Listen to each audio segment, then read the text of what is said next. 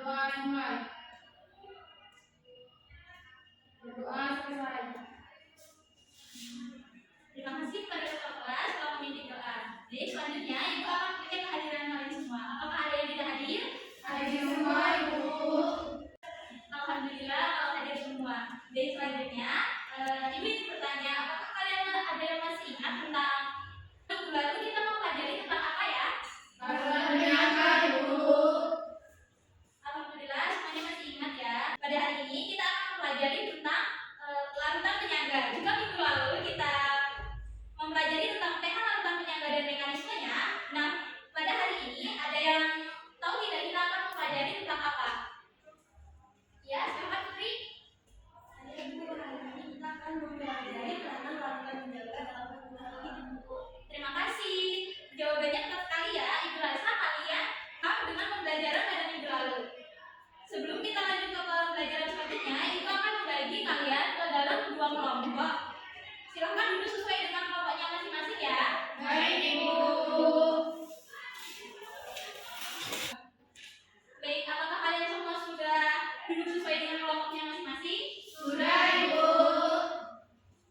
Baik, sekarang Ibu akan membagikan LKPD-nya ya. Baik, Ibu. Baik, sebelum kita lanjut, Ibu ingin bertanya kepada kalian, ada berapa contoh larutan penyangga pada tubuh makhluk hidup? Ada 6, Bu. Betul sekali. Apakah ada yang bisa menyebutkannya? Saya, Bu. Ya, silakan Soli. Jadi contoh larutan penyangga dalam tubuh makhluk hidup itu ada 6, yaitu air udara atau air liur, lambung, darah, cairan intrasel, ginjal, dan sistem pernapasan, Bu. Iya, betul sekali. Baik, adakah pertanyaan dari kalian? Saya Ibu. Ya, silakan Mega. Bagaimana larutan penyangga dalam air liur, lambung, dan darah berkontribusi terhadap keseimbangan asam basa dalam tubuh? Oke, terima kasih. Adakah pertanyaan lain? Ya, silakan Anima. Mengapa larutan penyangga sangat penting bagi air liur, lambung, dan darah itu? Baik, terima kasih kepada kelompok 1 dan 2. Pertanyaan-pertanyaan yang kalian ajukan sangat bagus. Untuk menjawab pertanyaan yang sudah kalian ajukan, silakan berdiskusi dengan teman sekelompok untuk mengisi pertanyaan yang terdapat pada data yang ada pada LKPD ya. Baik, Ibu. Baik Ibu. Ibu beri waktu 5 menit untuk mengerjakan. Ibu. Baik, Ibu.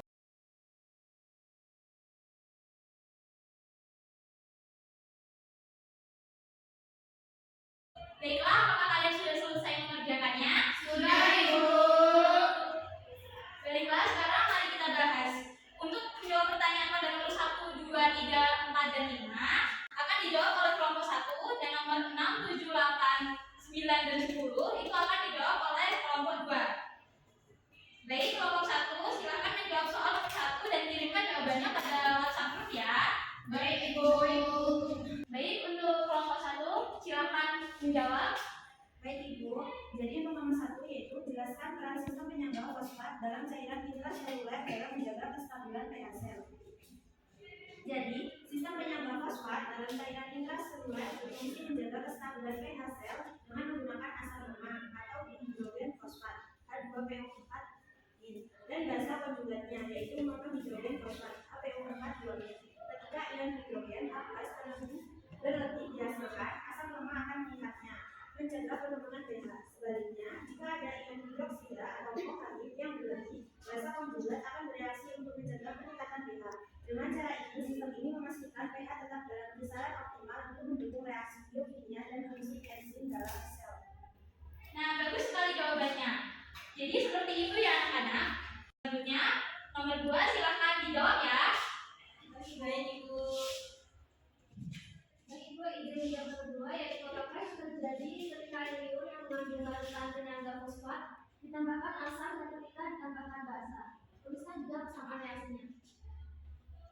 Ketika asam atau misalnya ion H+ ditambahkan ke dalam larutan penyangga, ion H+ akan bereaksi dengan basa konjugasi HPO4 guanin.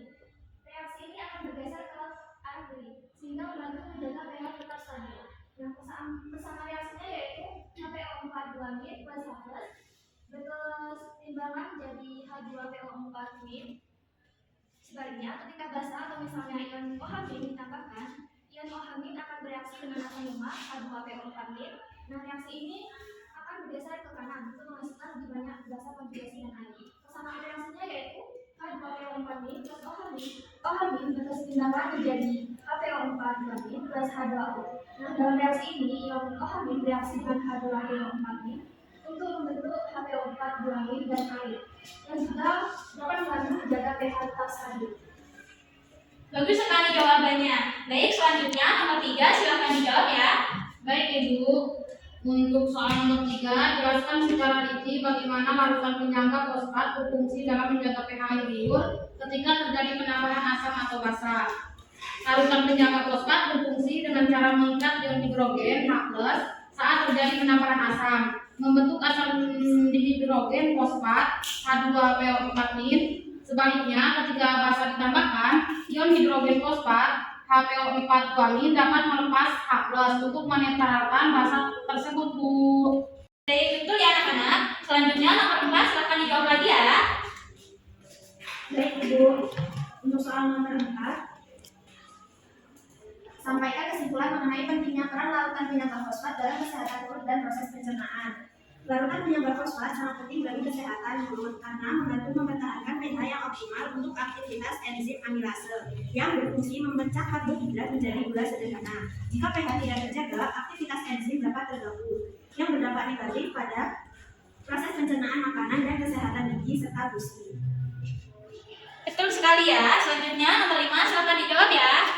Baik Ibu, untuk nomor 5 yaitu jelaskan apa pentingnya peran penyangga dalam kesehatan sistem pencernaan. Ibu, saya akan menjelaskan yang nomor 5 yaitu jelaskan apa pentingnya peran penyangga dalam kesehatan sistem pencernaan. Jadi larutan penyangga dalam lambung sangat penting untuk kesehatan sistem pencernaan dan akan membantu menjaga pH yang optimal bagi aktivitas enzim seperti pepsid yang memecah protein. Nah, jika pH terlalu tinggi atau terlalu rendah, aktivitas enzim dapat terganggu yang dapat mengakibatkan masalah pencernaan dan kesehatan secara keseluruhan. Baik, betul sekali. Selanjutnya silakan untuk kelompok 2 menjawab pertanyaan nomor 6 dan seterusnya ya. Baik Ibu. Baik Ibu, untuk pertanyaan nomor 6 yaitu jelaskan apa pentingnya peran larutan penyangga dalam menjaga kesehatan sel dan dampaknya terhadap fungsi seluler. Untuk nomor 6 itu jawabannya karena jika pH tidak terjaga, aktivitas enzim dapat terganggu yang dapat mengakibatkan gangguan fungsi seluler, mempengaruhi metabolisme dan berpotensi menyebabkan kerusakan sel. Oleh karena itu, larutan penyangga dalam cairan intrasel sangat penting untuk menjaga kesehatan sel karena membantu mempertahankan pH yang optimal bagi aktivitas enzim. Benar ya anak-anak. Selanjutnya silakan 7 dijawab ya. Baik Bu, jadi untuk soal nomor 7, apakah yang terjadi ketika larutan penyangga karbonat dan bikarbonat ditambahkan asam dan ketika ditambahkan basa? Tuliskan juga bersama reaksinya. Jadi Bu, ketika ditambahkan asam, ion H positif akan bereaksi dengan ion bikarbonat, membentuk asam karbonat dan mencegah penurunan pH yang signifikan, sehingga pH tetap stabil. Reaksinya itu HCO3- bereaksikan dengan H positif berkeseimbangan menjadi H2CO3. Kemudian ketika ditambahkan basa akan bereaksi dengan H2CO3 untuk menghasilkan HCO3- dan air. Hal ini membantu mencegah kenaikan pH berlebihan. Dengan reaksi H2CO3 direaksikan dengan OH- berkeseimbangan menjadi HCO3- plus H2 Ibu. Benar ya. Lalu selanjutnya nomor 8 silakan untuk dijawab lagi ya. Baik Ibu, soalnya kan jelaskan apa penting peranan larutan penyangga dalam sistem pernapasan dan dampaknya terhadap kesehatan manusia. Jadi larutan penyangga dalam sistem pernapasan sangat penting untuk menjaga keseimbangan pH darah yang normal berkisar 7,35 hingga 7,4. Ketidakstabilan pH dapat mempengaruhi berbagai fungsi fisiologis tubuh termasuk aktivitas enzim. Dengan adanya sistem penyangga ini, tubuh dapat mengatasi fluktuasi CO2 akibat aktivitas fisik atau kondisi patologis lainnya sehingga mendukung kesehatan secara keseluruhan Ibu. Benar ya. Lalu selanjutnya nomor 9 silakan dijawab lagi ya. Baik Ibu, jadi nomor 9, jelaskan kenapa larutan penyangga dalam sistem ginjal sangat penting. Sebutkan dampaknya terhadap kesehatan manusia. Larutan penyangga sangat penting karena mengatur pH darah dengan mengeluarkan ion H+ dan mempertahankan HCO3- sehingga mencegah fluktuasi berbahaya dan ginjal berperan dalam menetralkan asam atau basa, menjaga homeostatis asam atau basa dalam tubuh, Dampaknya mencegah asidosis dan alkalosis atau pH rendah dan pH tinggi, mengoptimalisasi metabolisme dan kesehatan jaringan. Benar ya anak-anak. Selanjutnya nomor terakhir, silakan dijawab lagi ya. Nomor 10, apakah yang terjadi ketika hemoglobin terdeoksigenasi dan ketika hemoglobin teroksigenasi atau HbO2 berinteraksi dengan ion hidrogen H+, tuliskan juga kesamaan reaksinya. Ketika hemoglobin terdeoksigenasi atau HB berinteraksi dengan ion H+ akan menyebabkan penurunan afinitas hemoglobin terhadap oksigen. HB plus H+ dan keseimbangan jadi H2HB+. Ketika hemoglobin teroksigenasi atau HbO2 berinteraksi dengan ion H+, memiliki afinitas tinggi untuk mengikat CO2 dan H+ yang membantu transportasi CO2 kembali ke paru-paru, yaitu HbO2 plus H+ berkeseimbangan jadi HbO2H+. Benar ya, terima kasih kepada kelompok 1 dan kelompok 2 yang telah menjawab. Baiklah, sebelum lanjut ke pembahasan berikutnya, apakah ada yang ingin kalian tanyakan? Sudah paham Ibu? Alhamdulillah kalau begitu. Agar kalian semakin paham, silakan kerjakan soal yang terdapat pada LKPD. Kerjakan secara individu ya. Ibu beri waktu 10 menit ya. Baik, Ibu. Baik, apakah sudah selesai semua? Sudah, Ibu. Apakah ada yang ingin menjawab terlebih dahulu? Saya, Ibu. Ya, silakan Mega. Baik, Ibu. Jadi obat mah terutama antasida yang mengurangi rasa sakit akibat peningkatan asam lambung dengan menetralkan asam lambung yang tinggi. Antasida mengandung zat alkali yang bereaksi dengan ion hidrogen atau H+, sehingga meningkatkan pH lambung menjadi lebih netral. Dengan menetralkan asam, antasida meredakan gejala seperti nyeri, mulas, dan iritasi pada lapisan lambung dan kerongkongan ibu. Terima kasih. Bagaimana jawaban yang lainnya? Apakah ada yang berbeda? Sama Ibu. Selanjutnya, apakah ada yang bisa menyimpulkan peranan larutan penyangga pada tubuh makhluk hidup? Saya, Ibu. Ya, silakan Putri. Jadi larutan penyangga membantu mempertahankan pH tubuh agar tetap stabil meskipun ada penambahan asam atau basa. Dalam tubuh terdapat dua jenis larutan penyangga. Utama, yaitu penyangga karbonat dan penyangga fosfat. Keduanya berfungsi untuk mengatur pH darah dan cairan intraseluler. Dengan menjaga pH yang stabil, larutan penyangga memungkinkan berbagai reaksi biokimia dan metabolisme berlangsung dengan optimal, mendukung kesehatan dan fungsi sel. Baik, terima kasih untuk jawabannya Putri. Sampai di sini, apakah ada yang ingin ditanyakan? Tidak, Ibu. Baik, Ibu Nasa. Pertemuan hari ini sudah cukup. Kita akhiri pembelajaran hari ini dengan mengucapkan hamdalah. Alhamdulillahirobbilalamin. Baik, Ibu akhiri. Wassalamualaikum warahmatullahi wabarakatuh.